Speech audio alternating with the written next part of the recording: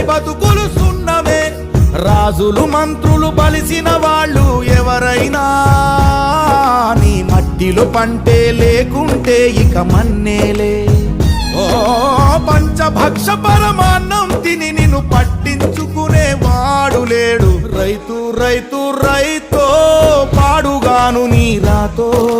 మెతుకు మెతుకుపై నీ పేరున్న మెతుకులాట నీ బతుకు చివరకు చేరుతుంది ఏ చితికో.